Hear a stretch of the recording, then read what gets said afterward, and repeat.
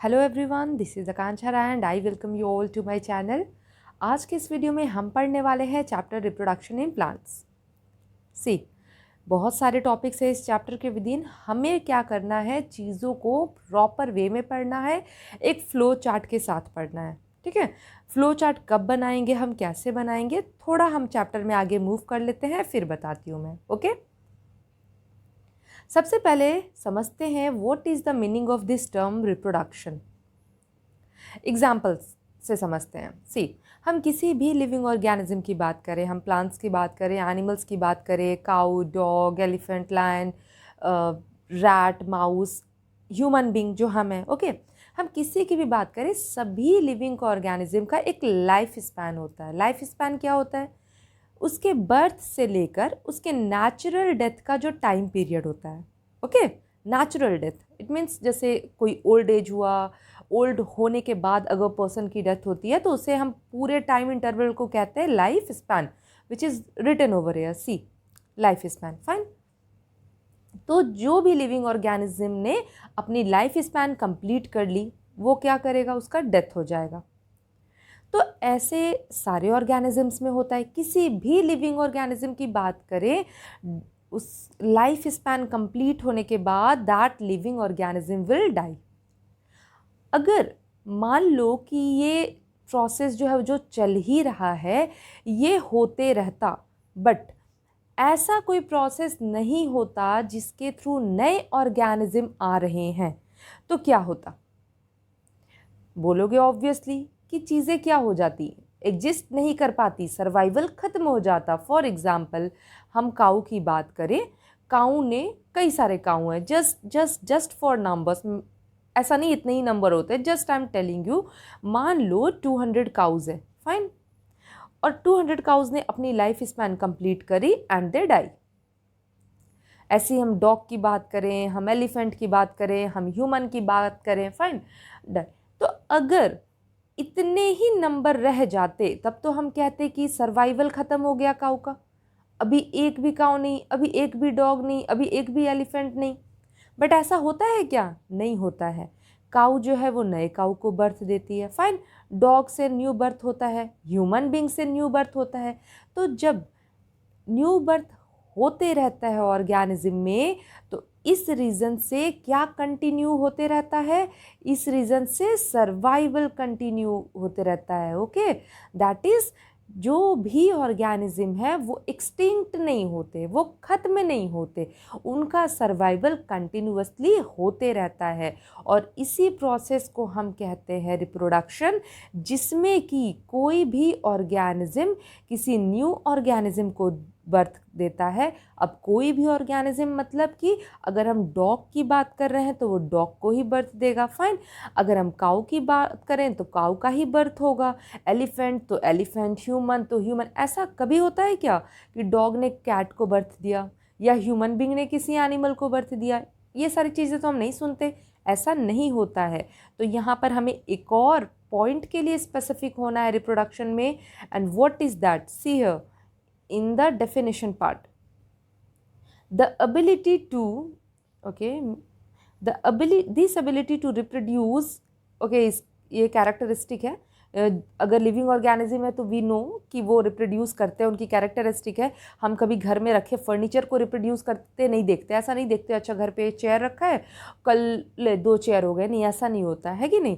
तो ये characteristic feature किसके होते हैं? सिर्फ लिविंग ऑर्गेनिजम्स के होते हैं। ये एक पॉइंट क्लियर हो गया। Okay, moving to next, the process by which living organisms can produce more of their own kind.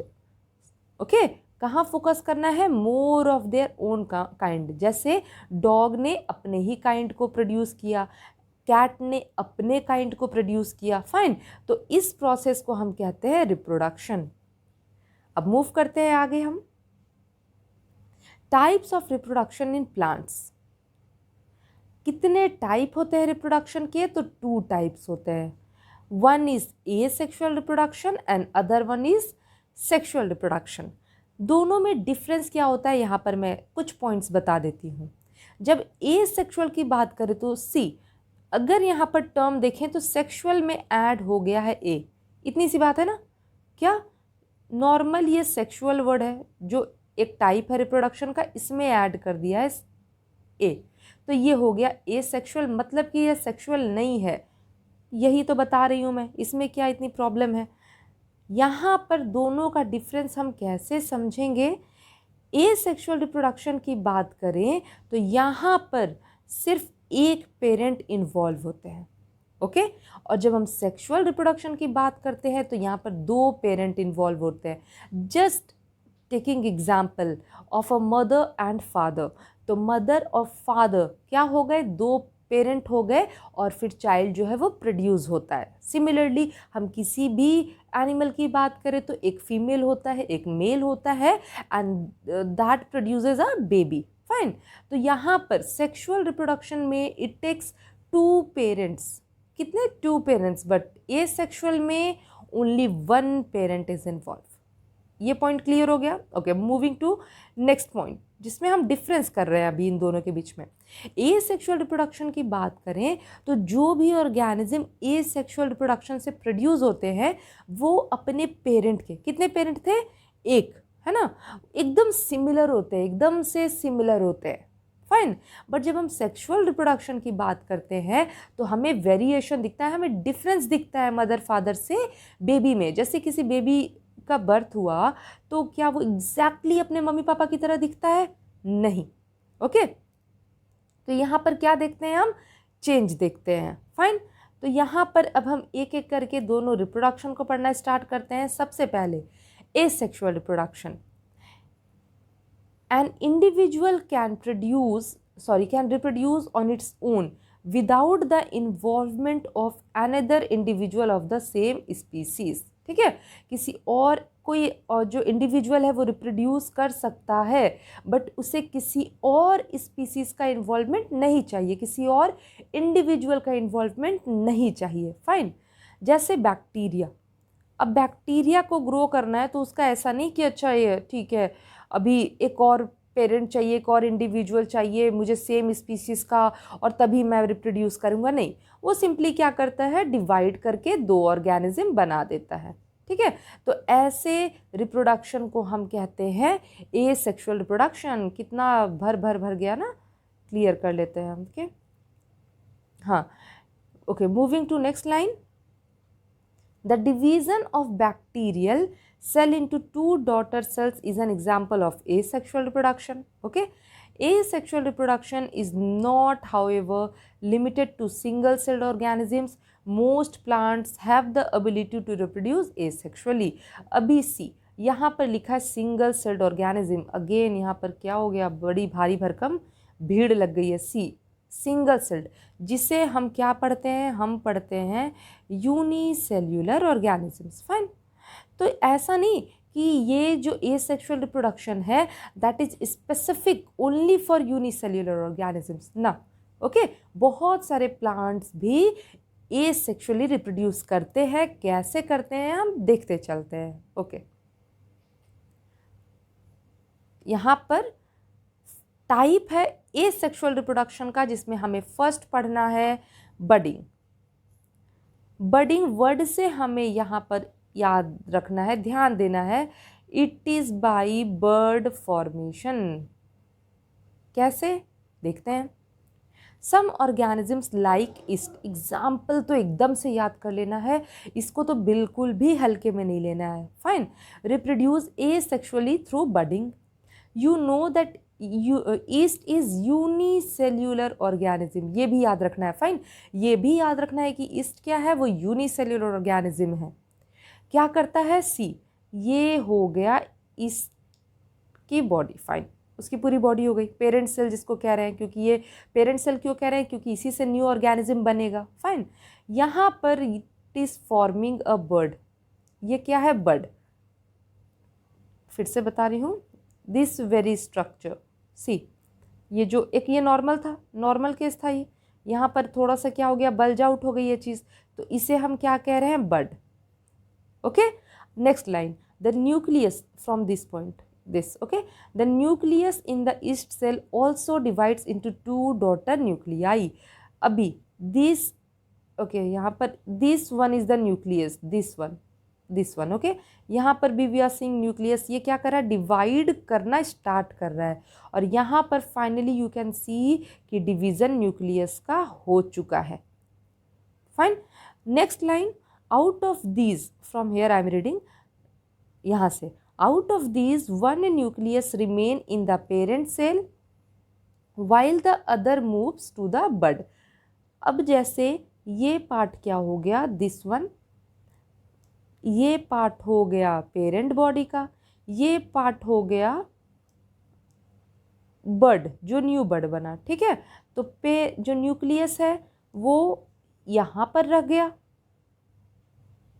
ठीक है, एक न्यूक्लियस क्या रह गया, यहाँ पर रह गया, और यहाँ जो दूसरा वाला पार्ट है जो न्यूक्लियस ने डिवाइड करा वो मूव कर गया बर्ड में। Okay, next line, the bud may grow and get detached from the parent cell. Sometimes another bird arises from the first bird and soon a chain of birds gets formed। क्या है ये, देखते हैं diagram से। सी, यहाँ पर क्या हो रहा है, एक पेरेंट बॉडी है, या इस पेरेंट बॉडी से क्या हुआ, एक बर्ड फॉर्मेशन हुआ। ये पेरेंट बॉडी का न्यूक्लियस था, यहाँ पर ये न्यूक्लियस क्या हुआ, डिवाइड करना शुरू हुआ। ठीक है, मान लो इस फॉर्म में डिवीज़न शुरू हुआ न्यूक्लियस का भी, और फाइनली क्या होता है कि ये जो एक पेरेंट बॉडी हो गया और एक ये बर्ड में चला गया न्यूक्लियस। फाइन, जो डिवीज़न, ये डिवाइड करा था ना न्यूक्लियस ने, इस न्यूक्लियस ने डिवाइड करा तो दो पार्ट बने इसके, तो एक पार्ट पेरेंट बॉडी में ही रह गया इसमें, और दूसरा पार्ट बर्ड में चला गया। अब क्या होता है, ये जो बर्ड है ना ये डिटैच भी हो जाता है इससे, जैसे मान लो पेरेंट बॉडी अलग हो गया, बर्ड अलग हो गया। ओके, या फिर क्या होता है, इसी से और बर्ड बनना शुरू हो जाते हैं, जिसको क्या कहा है, चेन ऑफ बर्ड्स, जो यहाँ पर लाइन में मेंशन है। सी, सुन, अरे रुको, सुन a chain of birds get formed। This process results in the production of a number of egg cells in a short period of time। बहुत हाई, ये कम टाइम में होता है ऐसा नहीं, बहुत ज़्यादा टाइम लगता है सेक्सुअल रिप्रोडक्शन को होने में, इसीलिए इन ऑर्गेनिजम्स का नंबर जो है ना बहुत हाई स्पीड में इंक्रीज होता है। जितना डिवाइड करेंगे उतने न्यू ऑर्गेनिजम्स बनेंगे। Fine, okay, moving to next slide. यहाँ पर नेक्स्ट प्रोसेस है जिसको हम लोग कह रहे हैं फ्रैगमेंटेशन। इसको याद रखना है with the term fragment. Fragment क्या होता है, टुकड़े। तो देखते हैं कैसे टुकड़े टुकड़े होके यहाँ पर ऑर्गेनिज्म रिप्रोड्यूस कर रहा है। You may have observed slimy green patches on the ground near ponds. जैसे पानी जहाँ पर होता है, मान लो सरफेस है, वहाँ पर आपने देखा होगा क्या, ग्रीन कलर के ना एक पैचेस दिखते हैं, ग्रीन कलर का एक पैच जो है वो प्रेजेंट होगा कई जगह, देखोगे कई बार रिवर के सरफेस पे भी अगर मान लो कि जो पानी है वो बहुत ज़्यादा स्टैग्नेंट वाटर कहते हैं ना, जमा हुआ पानी जो होता है, तो अगर वो पानी जमा हुआ है उसमें कोई बहुत फ्लो नहीं है, वो मूव नहीं कर रहा from one place to another, तो वैसे केस पे उस पर हम कहते हैं ना एक नॉर्मल सा वर्ड, काई जम जाती है, तो that very thing is called algae. और उसका एक एग्जाम्पल है स्पाइरोगाइरा। ठीक है, बहुत ज़्यादा वो ऐसे नहीं दिखेंगे हमें कि अरे ये तो बड़ा परफेक्ट स्ट्रक्चर है, ऐसा दिख रहा है वैसा दिख रहा है, नहीं, वो नॉर्मल थ्रेड लाइक स्ट्रक्चर होते हैं जिनको हम कहते हैं एल्गी। और ये एग्जाम्पल है उसका स्पाइरोगाइरा, जो क्या अंडरगो करता है फ्रैगमेंटेशन के थ्रू अपना रिप्रोडक्शन। फाइन, पढ़ते हैं आगे। It reproduces asexually by fragmentation. कैसे, देखें, spirogyra filaments break up into 2 और मोर फ्रैगमेंट्स। ये देखो, ये हो गया फिलामेंट, सेम कलर है, चेंज कर लेते हैं। ओके, ये हो गया फिलामेंट। सी, ये इसने क्या करा, वो ब्रेक कर लिया अपना फिलामेंट, फ्रैगमेंट्स बन गए। फाइन, तो अब ये दोनों फ्रैगमेंट एक नया इंडिविजुअल बना लेंगे। ओके, तो this method is also what, asexual, क्योंकि यहाँ पर दो पेरेंट का इन्वॉल्वमेंट नहीं है। फाइन, नेक्स्ट पेज में मूव करते हैं। Okay, spore formation. जब भी यहाँ पर हम एग्जाम्पल की बात करेंगे तो ब्रेड पता है हम लोगों को। तो अभी जब ब्रेड का एक्सपायरी हो जाए, वो उसको आपने किसी ऐसी जगह पे रख दिया है कि वो ख़राब हो रहा है, बहुत दिन बीत गए, आपने ध्यान नहीं दिया, उसको छोड़ दिया एक जगह पे, तो क्या देखेंगे हम कि उस पर कॉटनी अपीयरेंस का कुछ ग्रोथ होना स्टार्ट हो जाता है। ठीक है, यहाँ पर it is written cottony growth. Fine. और उसके बाद तुरंत ही वो इस फॉर्म में चेंज हो जाता है। That is written here, turn into minute pin head like structure of bread mould. Fine. These are called sporangia. याद रखना है ये वर्ड। फाइन।